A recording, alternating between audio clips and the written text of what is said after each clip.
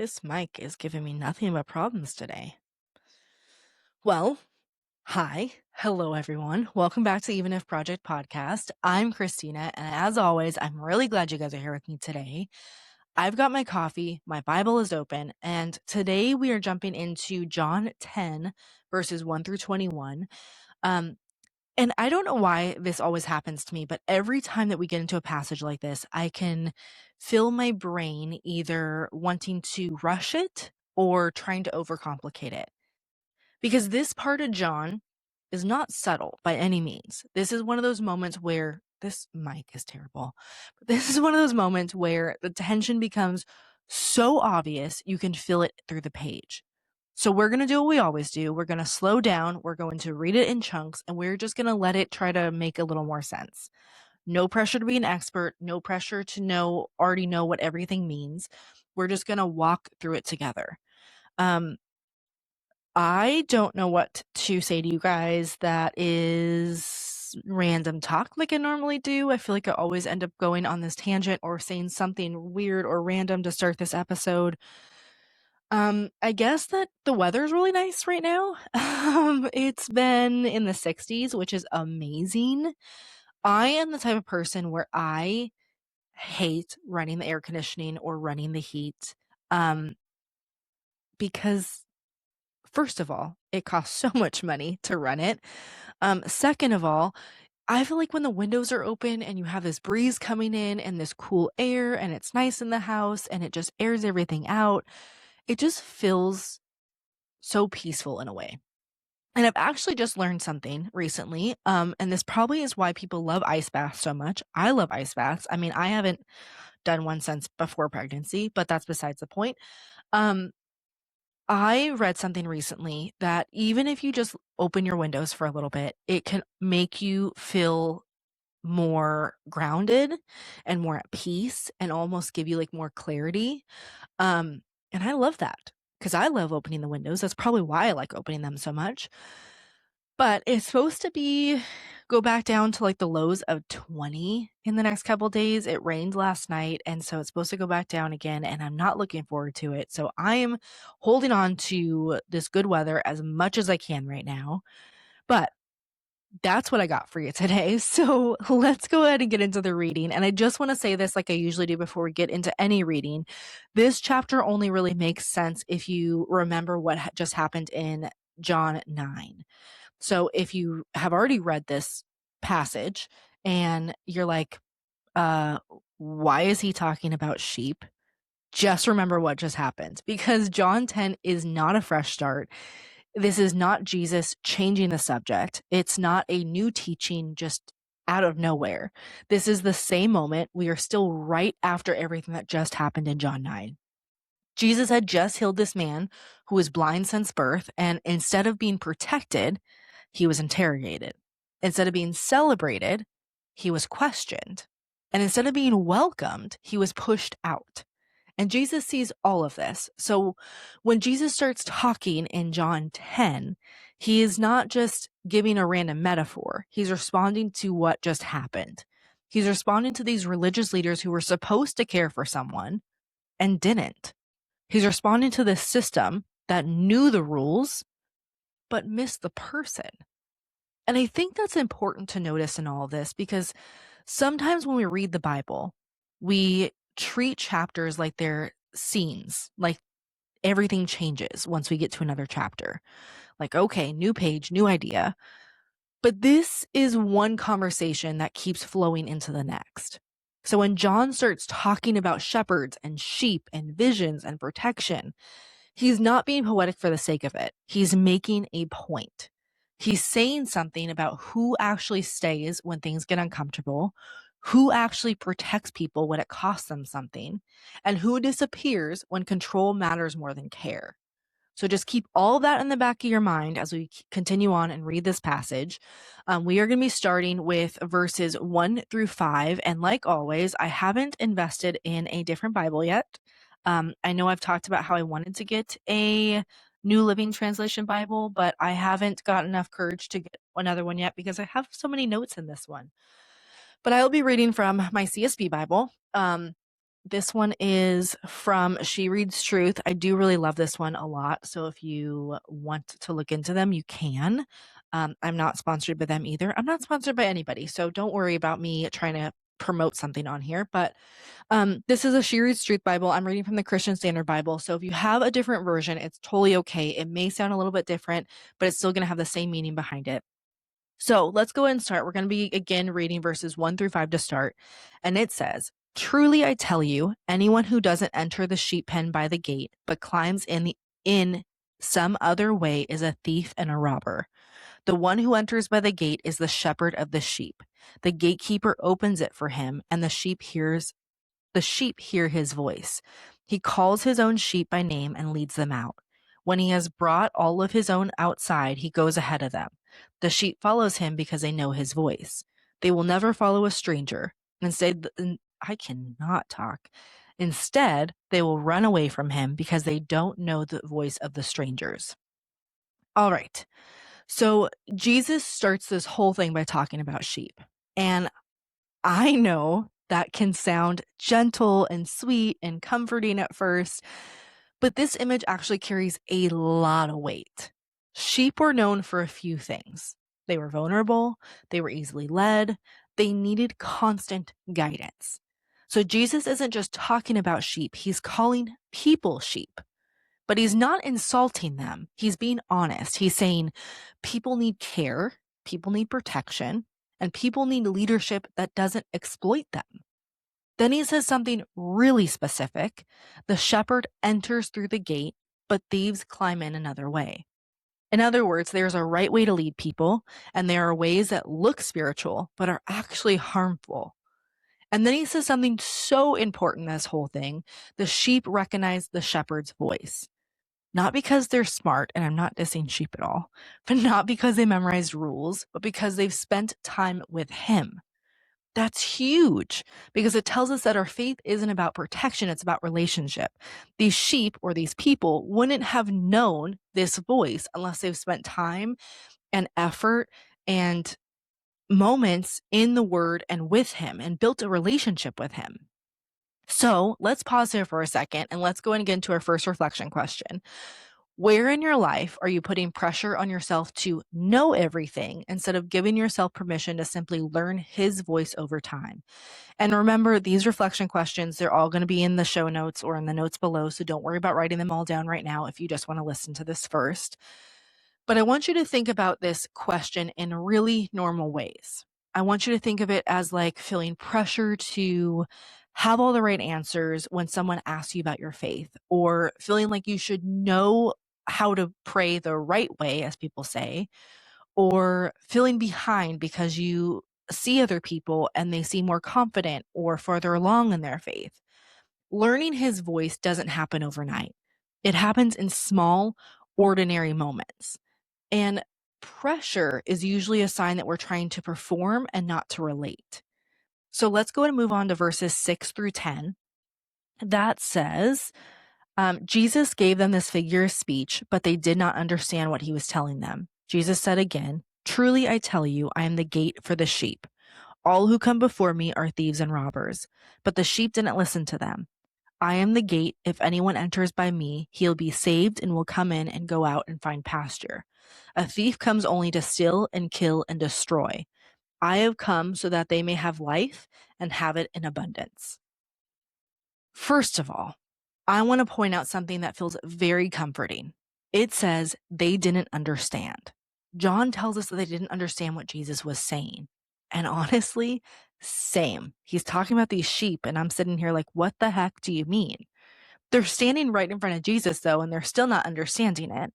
So if you've ever felt behind in your faith because you don't understand scripture, you're not doing it wrong.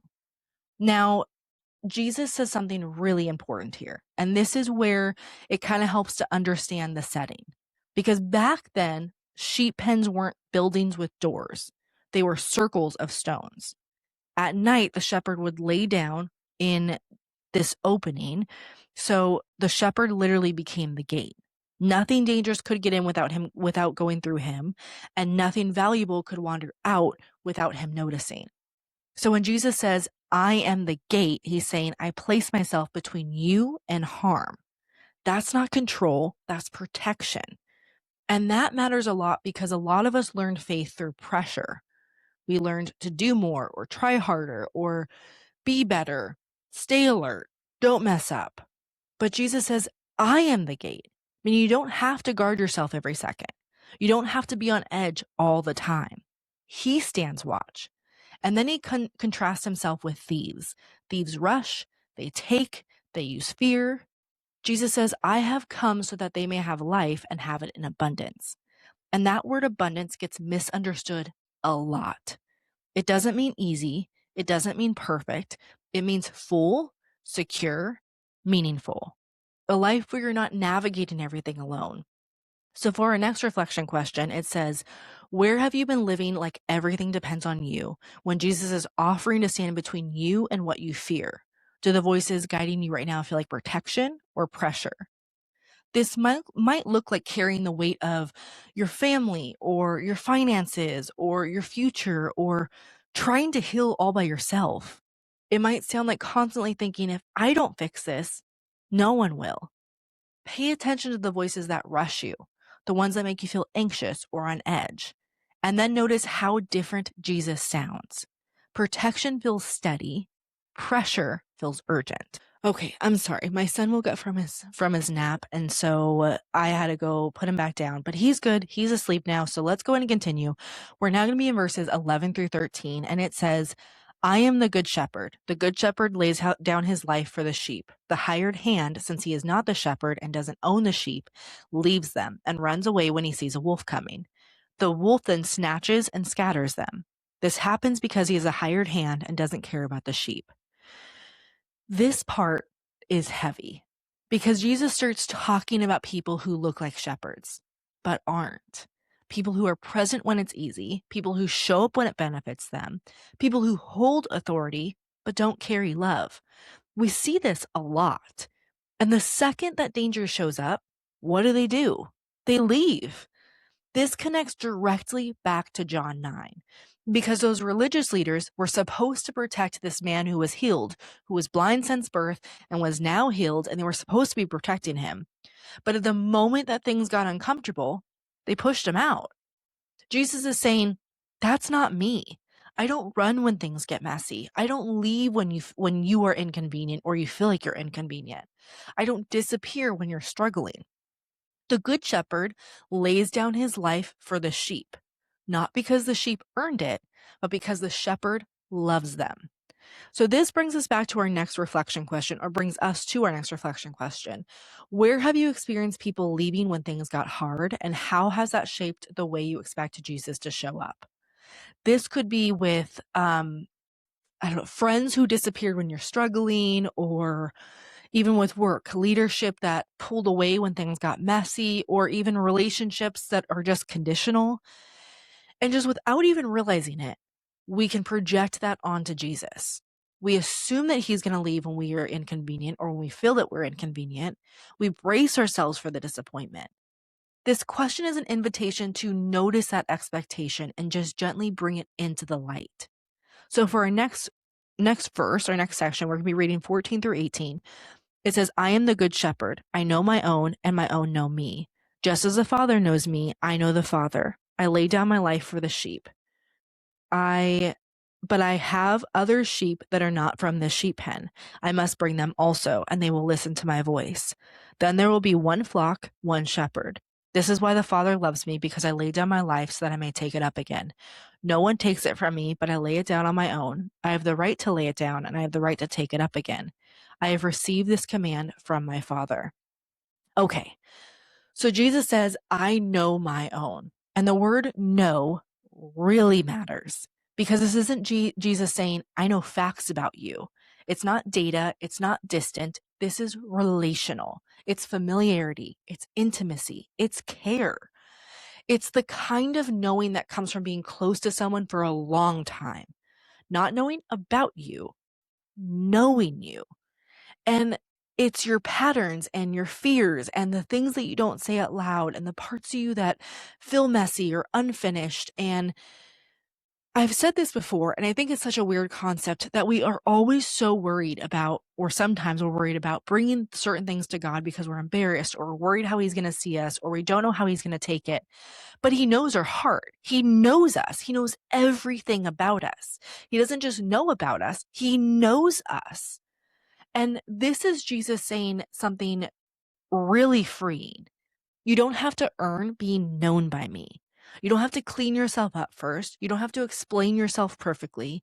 You don't have to prove that you belong. I already know you. And then he says something that would have absolutely shocked the people listening. I have other sheep that are not from this sheep pen. He is talking to a very specific group of people here. He's talking to these Jewish religious leaders, and for them, God's family was very clearly defined. It was Jewish, law-keeping, temple-centered, culturally familiar. They believed they were the flock. Everyone else was outside. So when Jesus says, I have other sheep, he is not being vague or poetic. He is saying something deeply unsettling to them. He's saying God's care is not limited to your group. God's family is bigger than your boundaries. God's love is not contained by your system. The pen he's talking about is not heaven. It's not salvation. It's the religious and cultural boundary they believed defined who belonged. So when Jesus says other sheep not of your pen or not of this pen, he means people who were not Jewish, Gentiles, outsiders, people who didn't grow up with the law, people who didn't know the rules, people who up until now had been told all their lives, you're not in. And here's the part that really matters. Jesus doesn't say, I will get sheep someday or I will get other sheep someday. He says, I have other sheep. Present tense, meaning they already belong to me, even if you don't recognize them yet. That's huge because he's saying belonging doesn't start with the system or the laws or the regulations or the boundaries. It starts with him. In other words, God's family is bigger than you think. It's not just insiders. It's not just the people who already know the system. It's not just the people who grew up around this. It's not just people who look like they belong. And I love this because Jesus doesn't say this defensively. He says it confidently. Like, there's room here. There is space here. There is more going on than what you see. And then Jesus makes this really clear. No one takes my life from me. I lay it down. That line changes how we understand everything. Because the cross wasn't Jesus losing control. It wasn't things getting out of hand. It wasn't God scrambling to fix a mistake. It was Jesus choosing love, willingly, intentionally, and with full awareness of the cost. Which when Jesus says he stays with his sheep, he means it. Not because he's stuck, not because he has to, but because he wants to. And that changes how we see him. So for our next reflection question, where do you struggle to believe that you are already known and already included? Not because of what you've done, but because of who Jesus is. This shows up when you feel like you have to earn your place, like you don't quite belong yet, like you need to clean yourself up before you're fully accepted. But Jesus says he already knows you and he already claims you. Belonging doesn't start when you get it right. It starts when you realize that you are already seen. So let's go on to our final verse for today. We're going to be reading verses 19 through 21. And it says, again, the Jews were divided because of these words. Many of them were saying, he has a demon and he's crazy. Why do you listen to him? Others were saying, these aren't the words of someone who is demon possessed. Can a demon open the eyes of the blind? And of course, there's division. No resolution, no agreement, just division. Some people hear Jesus and immediately dismiss him. They decide right away this isn't from God and they close themselves off. Others don't really know what to think of him yet. They don't have it all figured out. They don't fully understand everything he's saying, but they can't deny what he's done. They remember the man who was blind. They remember the healing. They remember the change. And that's often how faith actually works. Not with certainty, not with perfect clarity, but with honesty. I don't understand everything, and I can't ignore what I've seen. Jesus doesn't force agreement, he reveals hearts. And everyone who hears him has to decide what to do with his voice. So for the final reflection question, when Jesus challenges what you've already believed, do you tend to shut down, get defensive, or stay curious? This might show up when scripture unsettles you, or when Jesus doesn't fit into the box that you were giving him, when your faith starts to stretch beyond what feels familiar. Staying curious doesn't mean abandoning what you believe. It means being willing to let Jesus deepen it. Sometimes growth feels uncomfortable before it even feels good. And Jesus doesn't force clarity in this chapter. He doesn't chase people down and demand agreement. He doesn't resolve all this tension that's been building and going on. He speaks, he reveals who he is, and he lets the people decide what they want to do with his voice. Some walk away, some lean in, and some are still unsure but curious. And that's okay, because learning to recognize the shepherd's voice doesn't happen all at once. It happens slowly, over time, through trust, through relationship. So if you're listening and you feel like you're not sure or you don't have it all figured out, if you don't have everything sorted, if you're just trying to tell the difference between pressure and protection, you're not behind. You're just trying to learn his voice. And that's exactly where this chapter leaves us. So sit with what stood out, carry the question that felt personal with you, and just trust that Jesus knows you even here. Thank you guys for hanging out with me today. Really, it means so much more than you know. If this episode helped you see John 10 in a clearer way, would you just share it with someone who might need that too, or might need a little bit of a push to see that they're seen no matter what? If you're new here, welcome. You're already part of this little community now. You can find all the details for our weekly virtual study, reflection questions, and this week's verses, plus encouragement throughout the week over on Instagram at the Even If Project. It's the best place to stay connected and just keep these conversations going. And I have been sitting with something for a little while now. You guys have heard me talk loosely about losing some of my spark about this podcast a little bit in the past. And I think it's becoming more of a weight on my shoulders of me doing 2 full episodes a week. And I feel like that's part of this issue, is that I'm getting stressed about having so many deadlines with this. So when I sit and actually think about what's really going on, I think that this has been a little bit challenging for me in the season that I'm currently in. Not in a bad way, because I still want to help out whoever needs to understand the word more, or is trying to grow closer to God, or needs a little bit of help, or just wants to sit and chat with me about it. I love doing this. But in a way, I've just noticed myself like pulling away from just my own time, my own quiet time in the Word. As well, it's been hard with school and time with my husband and my son. And it's honestly just been making me a little bit stressed out some days, to the point where I just cry. And I know I'm a crier. I understand that. But that really matters to me, because I see it showing up in my own mental health, where these deadlines and this pressure and this commitment is causing these issues. So just a heads up, if you do listen, or if you like them, or whatever, to the Between the Verses episodes, just know that they're not going anywhere. I'm absolutely going to be still doing them, but not every week like I usually do. They could still be every week, but just they're going to be more like a bonus episode. So instead of something that happens every single week, it's going to be more of like where if I'm feeling drawn to talk about something with you guys, or I'm feeling pulled towards something, or I'm feeling like God is nudging me towards something, that's when I would rather talk about it and bring it up in one of those episodes.